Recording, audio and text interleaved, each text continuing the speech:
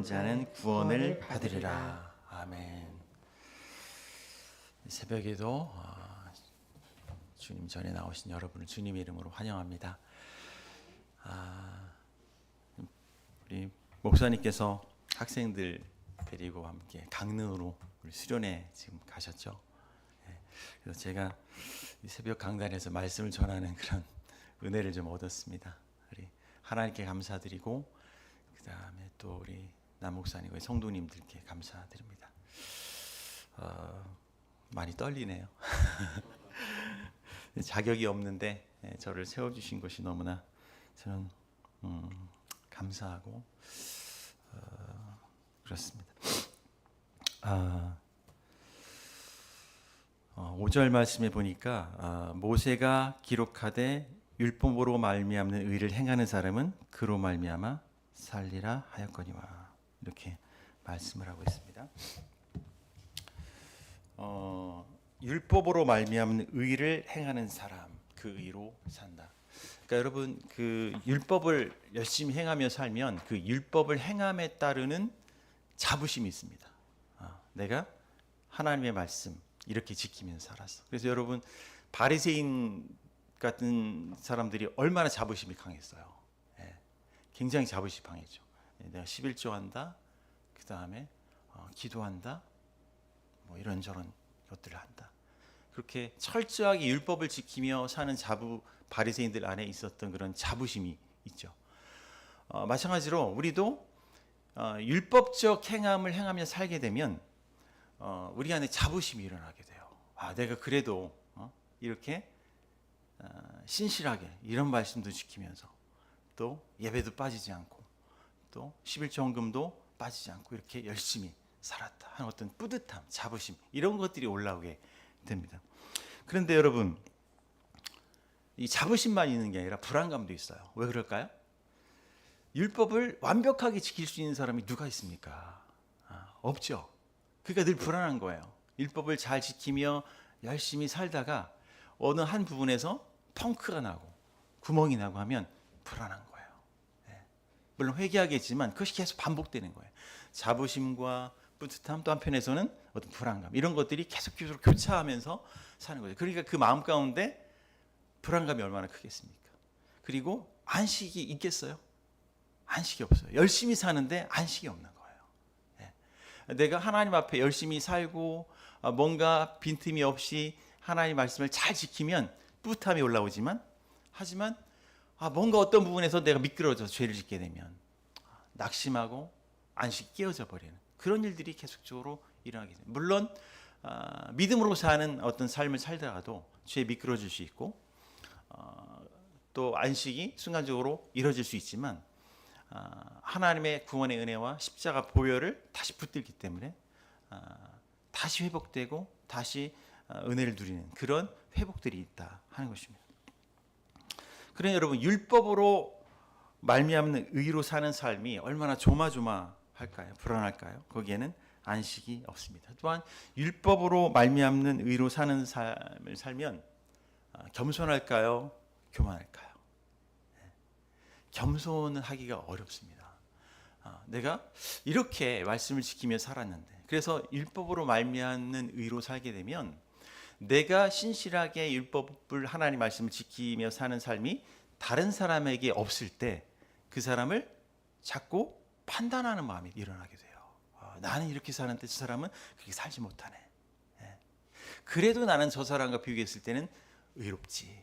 하나님이 저 사람과 비교했을 때는 나를 칭찬하실 거야.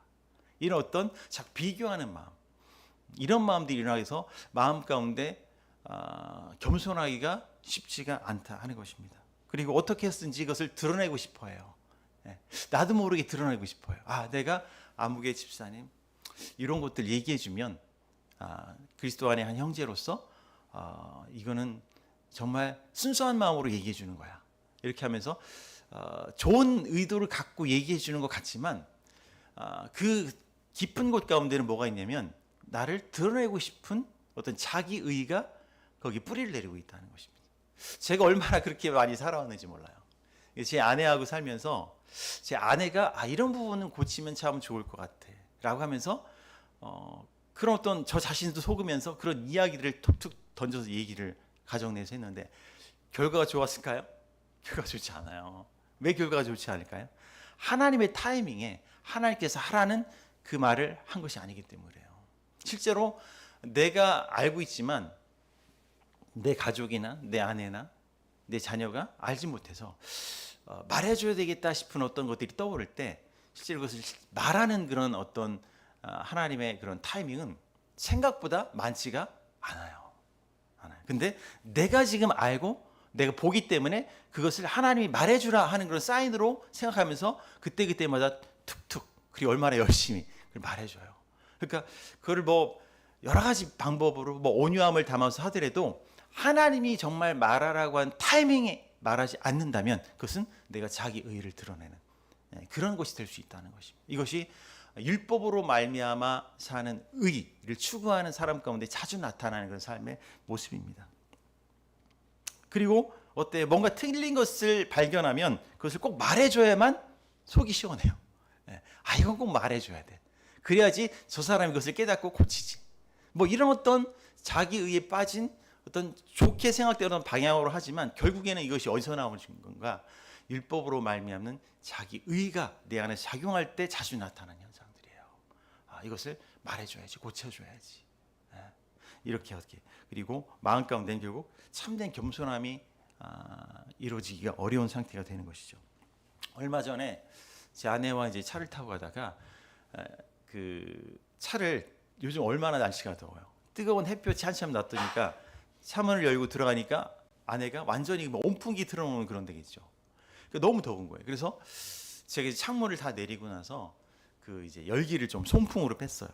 그렇게 뺄 때는 뭐 찬바람을 처음부터 세게 할 필요 없이 일단 바람을 세게 내보내는 게 이제 중요하니까 그렇게 한참 열기를 뺀 다음에 그 다음에 온도를 차갑게 이렇게 하려고 했었습니다. 그래서 창문을 다 내리고 그렇게 온도를 좀 차는 온도가 아니라 중간 정도 온도 놓고 그 바람을 좀 세게 해서 그렇게 하고 있었어요. 근데 제 아내가 그 좀 온도를 최저로 낮춰서 그렇게 하더라고요. 그래서 그렇게 할 필요 없다고. 지금 그렇게 해도 시원하지 않고 기름만 다니까 그러니까 지금은 그냥 적당한 온도로 해서 바람을 빨리 열기를 내보내야 된다. 이렇게 이제 얘기를 했죠. 근데 제 아내가 무슨 소리냐고. 지금 더워 죽겠는데 그러는 거예요.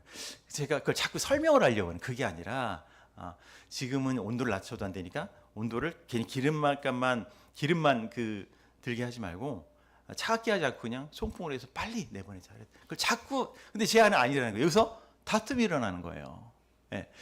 그래서 정말 날씨도 덥고 컨디션도 안 좋은데 그 다툼을 하다가 그렇게 출발을 했어요. 그러니까 돌아와서 지나고 나서 너무 후회가 되더라고요. 내가 너무 율법적이었구나. 그게 옳고 그런 걸 뭘 따져. 내 아내가 좀 빨리 시원하게 한다고 하면 뭐 그게 옳고 그런 걸 떠나서 그걸 편하게 그렇게 받아주면 됐는데 저는 꼭 그걸 지적하려고 했었던 거죠. 그래서 얼마나 제가 참 율법적인 그런 마음을 품고 있었는지 회개가 됩니다. 이런 거예요. 내가 옳다고 느끼는 거를 고쳐줘야 속 시원한 거예요.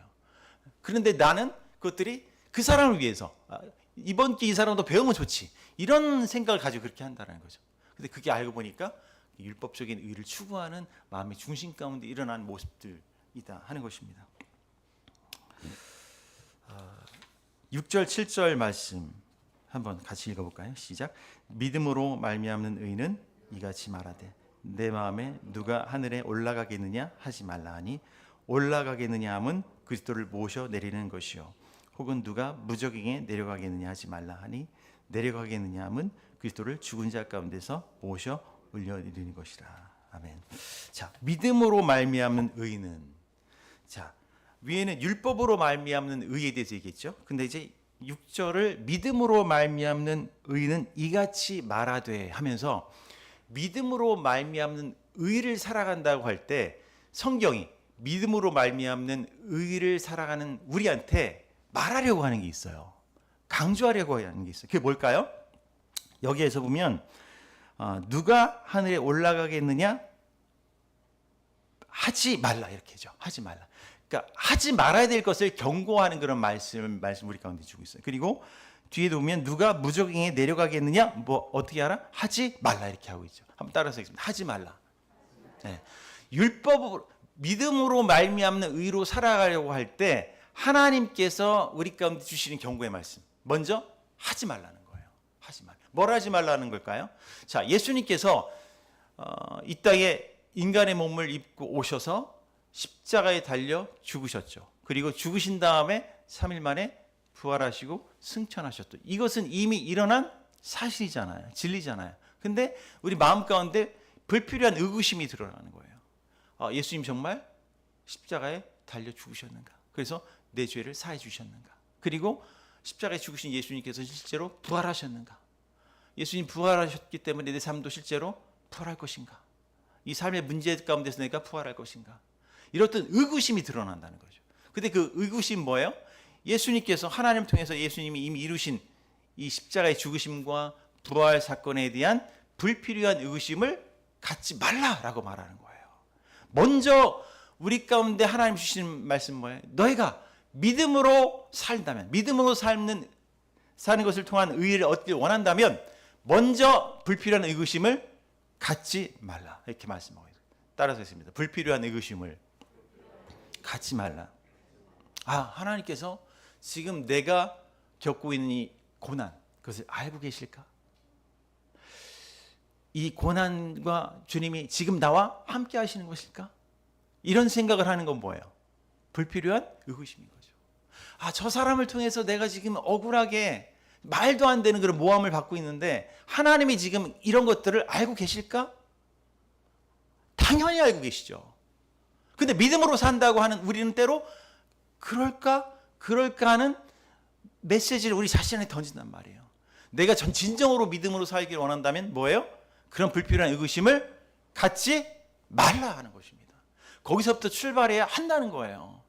성경 열심히 보고 열심히 기도하고 하기 전에 내가 정말 믿음으로 사는 의를 얻기 원한다면, 믿음으로 사는 그런 그리스도인이 되기를 원한다면 내 안에 자연스럽게 일어난 불필요한 의구심을 먼저 갖지 않는 일부터 해야 된다는 거죠. 하나님 당연히 내가 지금 겪고 있는 고난을 알고 계시고 그 고난 가운데 여전히 함께 하시는 거죠. 그 고백이 먼저 있어야 합니다. 너무 힘들고 고통스러울 때는 어떤 고백을 해야 돼요? 주님이 나를 위해 십자가에 달려 죽으셨다. 그리고 그분은 다시 부활하셨다. 나의 고난과 나의 아픔과 나의 슬픔과 아직은 해석되지 않는 나의 삶의 문제들, 그 문제들 가운데 주님은 여전히 함께 계시고 앞으로도 변함없이 함께 계신다. 이것들을 담대하게 진실되게 고백해야 된다는 거예요.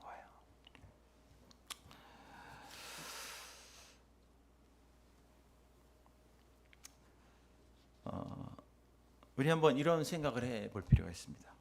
내가 물리쳐야 할 불필요한 의구심은 무엇인가? 내가 힘들고 어렵고 지금 겪고 있는 어떤 고난, 그걸 떠올리면 하나님 이 고난 가운데 함께 계시지, 이 고난을 알고 계시지, 이렇게 말하기보다 계실까? 알고 계실까? 이런 거 없습니까, 여러분? 그것들을 하나님 앞에 회개해야 됩니다. 그리고 우리가 고백을 해야 돼요. 자, 뭐라고 고백을 하면 좋을까요? 우리 성경이 말씀하고 있는 대로 주님께서 부활하셨다, 죽으셨다, 십자가에 죽으셨다. 그리고 죽으신 예수님은 우리와 함께 부활하셨다. 그런 고백을 할 필요가 있어요. 우리 한번 같이 한번 이 새벽에 고백하겠습니다. 고백을 해볼게요. 예수님은 죽음 가운데서 부활하셨습니다. 부활하신 주님이 지금 나의 주님이십니다. 이 고백들을 먼저 하는 것이, 이 고백의 마음을 변치 않고 내 안에 갖는 것이 뭐예요? 바로 믿음으로 말미암아 삼는 의의 출발점이라는 거예요. 불필요한 의구심을 떨쳐버리는 것이라는 것이, 그것이 필요하다 하는 것입니다.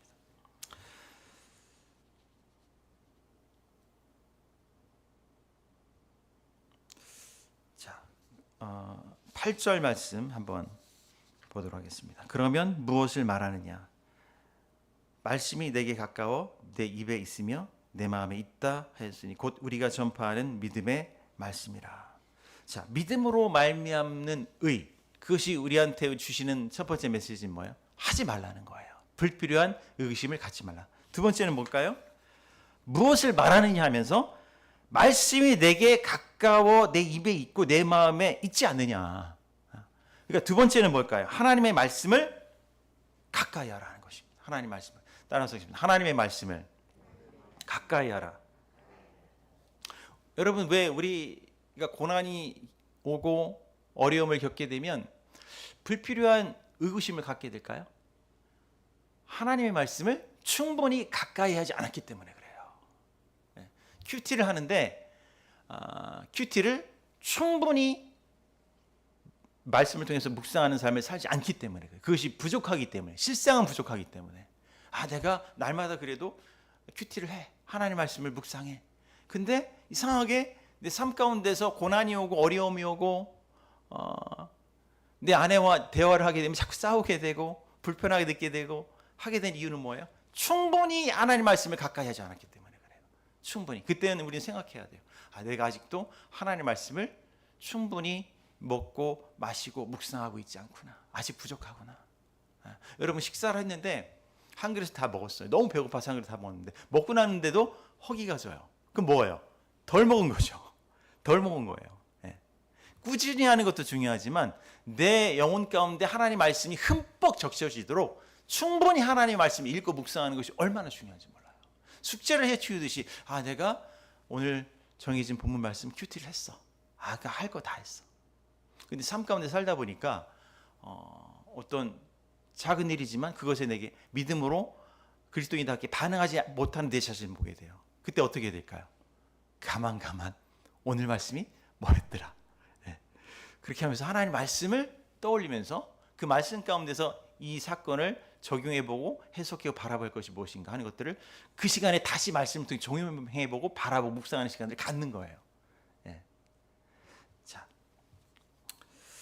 자, 왜 우리 가운데 불필요한 의구심이 들고 마음 가운데 안식이 없는가? 하나님의 말씀을 더 충분히 읽고 묵상하는 것들이 필요한데 그러지 못하기 때문이다 하는 것입니다. 9절 10절 보면 내가 만일 내 입으로 예수를 주로 시인하면 또 하나님께서 그를 죽은 자 가운데 살리신 것을 내 마음에 믿으면 구원을 받으리라.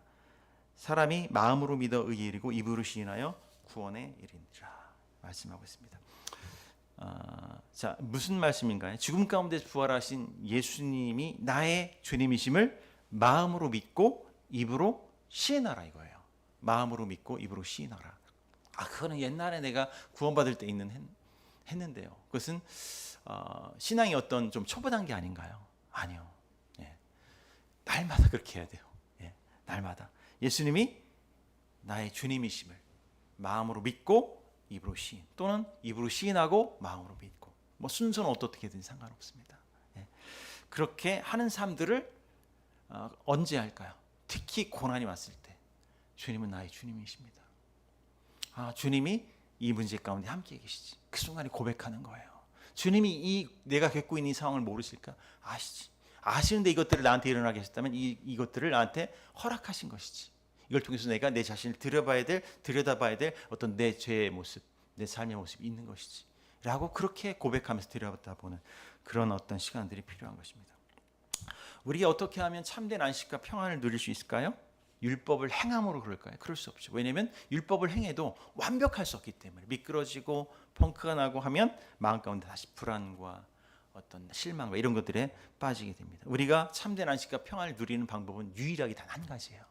오직 예수 그리스도로만, 예수님으로만 누릴 수 있고 그분의 말씀으로만 우리가 누릴 수가 있다 하는 것입니다. 그래서 우리가 어떤 일이든 간에 내세워야 될 것은 뭐냐면 하나님, 내가 이렇게 이런 말씀도 시키고 이렇게 예배 생활도 하고 이렇게 큐티도 하고 이렇게 헌금 생활도 하고 이렇게 봉사도 하고 해요. 이걸 내세워야 될까요?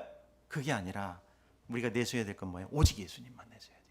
예수님만 앞세우고 예수님만 의지하고 예수님만 우리 입술 가운데 고백되어야 된다 하는 것입니다. 바로 큐티를 통해서 하나님의 말씀을 기억하고 그 말씀을 내 삶 가운데 적용하는 것이 바로 구체적으로 예수님을 고백하는 그런 삶이라고 할 수가 있습니다. 우리가 이런 생각을 해볼 수 있습니다. 주님은 말씀이시고 말씀이신 주님은 또한 길과 진리와 생명이신데 나는 주님 즉 말씀을 가까이 하며 힘써 귀 기울이는 큐티를 하고 있는가? 큐티를 하긴 하는데 정말 힘써서 하고 있는가 하는 것이죠. 아니면 근심 가운데 내 문제를 분석하고 사람들에게 따지기를 더 좋아하는가? 어떤 제가 에어컨 때문에 제 이 문제를 분석했죠. 그 다음에 제 아내한테 따졌죠. 이게 율법적인 거예요. 이게 친절한 게 아니라 아무리 좋은 말로 하더라도 침묵하는 것이 순종하는 것이고 하나님의 타이밍이 아니라면 그리고 받아들여 주는 것이죠. 그게 뭐 큰 일인가요? 그게 옳고 그름을 꼭 따져야지 인생이 행복하고 해피하고 뭐 성공한 거예요? 그거 아무 상관없거든요. 그런 일 너무 많은 거예요. 난 내 삶 가운데서 과연 율법적으로 내가 따지길 좋아하고 분석하고 사는 어떤 모습은 없는가? 이것들을 들여다볼 수 있어야 됩니다. 큐티를 제대로 하면 가장 먼저는 이걸 들여다보는 일이 생기게 되는 거예요.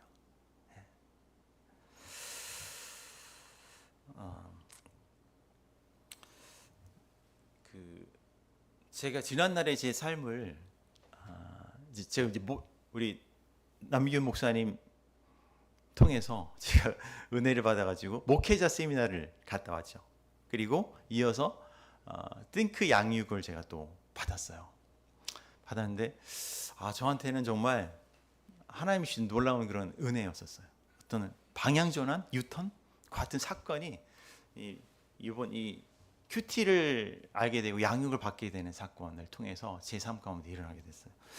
이제 양육을 받으면서 제가 제 삶을 이제 들여다보다가 제가 얼마나 율법적인 사람이었고 얼마나 자기의로 똘똘 뭉친 사람이었는가 하는 것. 그래서 정말 철저히 교만했던 사람이었는가 하는 것들을 정말 들여다보게 되는 그 사건이 저한테 일어났었어요. 아직도 많이 들여다봐야 되겠지만 그것들 처음으로 보게 된 거예요. 참 부끄럽지, 목사인데도. 그걸 이제서야 봤다니. 제가 이제 신혼 초에 결혼하고 얼마 안 돼서 신혼 초에 이렇게 13평 아파트, 작은 아파트에서 이제 신혼 생활을 시작을 했어요. 근데 이제 그때만 해도 그 문이 이렇게 번호키로 돼 있지 않아서 그게 아마 있었을 텐데 저희가 사는 집은 그걸 바꾸지 않고 그냥 이런 키였었어요. 근데 그것도 그걸 키를 복사를 해서 제 아내 하나 따로 저 하나 따로 가지고 다니면 되는데 그걸 이제 빨리 복사해야 되는데 하고 뒤로 미다가 하나를 가지고 쓰게 된 거예요. 그러다 보니까 이제 그 현관 앞에 이게 화분 같은 데다 이제 밑에다 숨겨 놓고 그걸 이제 오는 사람 먼저 쓰기로 그렇게 했어요. 근데 제가 이제 교회에서 사역을 하다가 급하게 집에 와서 뭘 가져와야 되는 그런 일이 있었어요. 낮에. 그래서 집에 왔는데 문이 잠겨 있는 거예요. 그 키가 없어요. 제 아내한테 전화를 했겠죠. 전화를 안 받아요. 그렇게 20분, 30분이 거기서 발을 동동 굴리며 흘러갔어요. 담임 목사님이 뭐를 지시해가지고 빨리 그것들을 집에서 가져다가 뭔가를 해야 되는데 그게 안 되는 거죠. 그러니까 저는 막 애가 타는 거죠. 그리고 화가 나기 시작하고 머리에서 연기가 나기 시작했어요. 그리고 이제 한 20분인가 30분이 지난 다음에 드디어 이제 제 아내가 왔어요, 집에. 전화를 달래. 그래서 어떻게 된 거냐? 전화도 안 받고 키도 없다. 그랬더니 제 아내가 이제 거기 놓는 걸 깜빡하고 가져갔던 거죠. 그 제 아내가 이제 거기서 한 3분 동안 제가 호통을 쳤던 거죠. 지금 목사님이 나를 일을 지시해가지고 지금 빨리 해야 되는데 지금 어떡하냐? 지금 정신이 있는 거냐 없느냐? 그러니까 아직 제 아내도 저도 이제 막 신혼초니까 서로 알아가는 단계이다 보니까 제 아내가 거기서 주저앉아서 펑펑 울더라고요. 서러웠는지. 근데 저는 또 그게 아내가 측은하게 보인다기보다도 제가 이제 너무 화났기 때문에 지금 빨리 가야 되기 때문에 아내를 달래고 할 그런 시간이 없어요. 그래서 아니 시끄럽고 빨리 키나 줘 이렇게 하고 가지고 가버린 거예요. 그 장면이 딱 떠오르는 거죠. 제가 얼마나 교만했는가. 하나님이 그 키를 빨리 따고 들어갈 수 없는 연락도 안 되고 그런 상황을 나한테 허락하셨다라고 그렇게 해석을 하지 못했던 거죠. 이 문제는 철저하게 내 아내에게 있고 나는 신실하게 지금 일을 처리하려고는 성실한 사람인 거예요. 거기에서 내 자기의나 교만을 제가 보지 못했던 거죠. 제가 이제 그 부분을 보고 나서 제 아내한테 이제 사과를 했어요. 내가 참 어리석었다. 그때는 내가 얼마나 그렇게 자기 의로 똘똘 뭉쳤던 사람인지 내가 보지 못했다고 그렇게 아내한테 고백을 했습니다.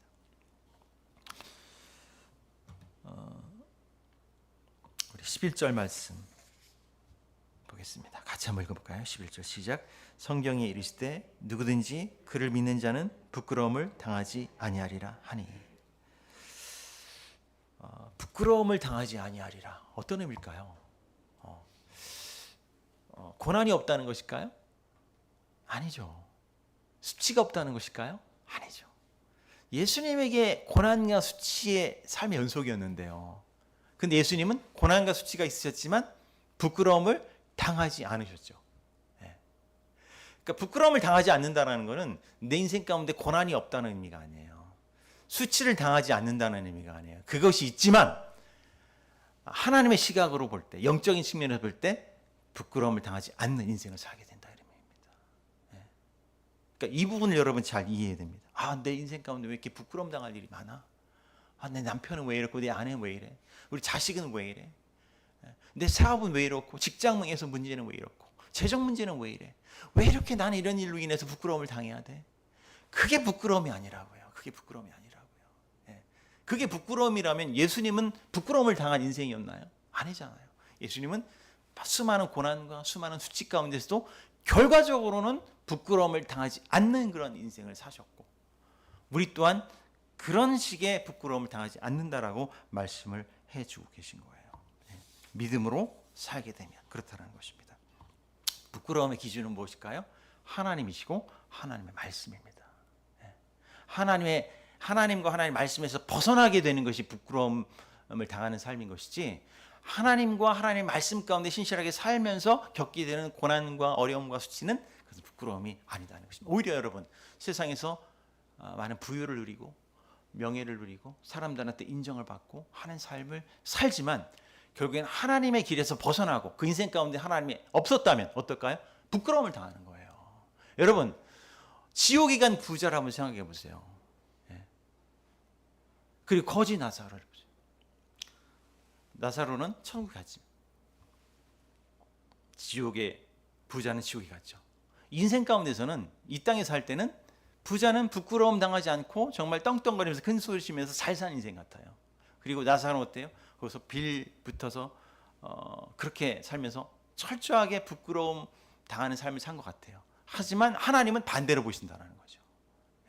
반대로 이 땅에서 얼마나 잘 먹고 잘 살고 잘 누리고 인정받느냐 그게 부끄러움을 당하는 삶이냐 아니냐 이게 아니라는 거예요. 하나님과 하나님의 말씀 안에서 신실하게 붙어 사는 삶 그리고 공동체 안에 붙어 사는 삶을 살 때 그때 부끄러움을 당하지 않게 되는 삶을 사는 것이다 하는 것입니다. 고난이 있을지라도 때로 수치를 당할지라도 여러분 전도 현장에 나가보세요. 큰 수치는 아니더라도 수치 당할 일이 많아요. 주님을 증거하는데 그냥 가면 좋은데 꼭 따지는 분들 계시죠.